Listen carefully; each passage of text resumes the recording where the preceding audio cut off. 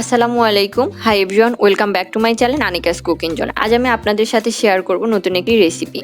আজ আমি আপনাদেরকে দেখাবো খুব সহজেই কিভাবে ঘরোয়া উপকরণ দিয়ে লাচ্ছি তৈরি করতে হয়। চলুন তাহলে শুরু করা যাক। প্রথমে একটি ব্লেন্ডারে 1 কাপ মিষ্টি দই দিয়ে দিব। এরপর দিব টক দই হাফ কাপ। এবারে দিব হাফ কাপ চিনি ও গুঁড়া দুধ 4 টেবিল চামচ।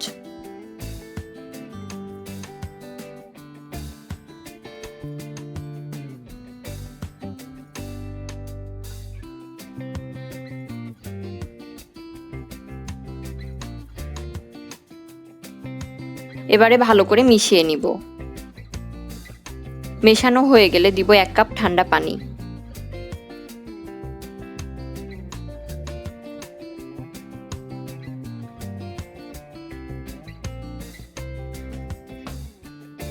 পানি দিয়ে ভালো করে মিক্সড করে নিব। প্রায় 2 মিনিটের মতো মিক্সড করতে হবে। এবারে পরিবেশনের পালা।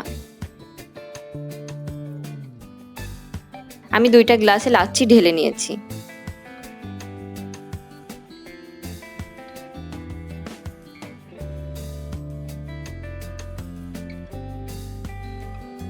এর মধ্যে কিছু বরফ দিয়ে দিব। ব্যাস তৈরি হয়ে গেল আমার ঠান্ডা ঠান্ডা লাচ্ছি। এই গরমে 1 কাপ লাচ্ছি হলে তো আর কোনো কথাই থাকে না। বন্ধুরা, আমার আজকের রেসিপিটা ভালো লাগলে অবশ্যই বেশি বেশি করে শেয়ার করবেন ও লাইক কমেন্ট করতে ভুলবেন না। আর হ্যাঁ, অবশ্যই আমার চ্যানেলটা সাবস্ক্রাইব করবেন। আজকের মতো বিদায় নিচ্ছি। আল্লাহ হাফেজ।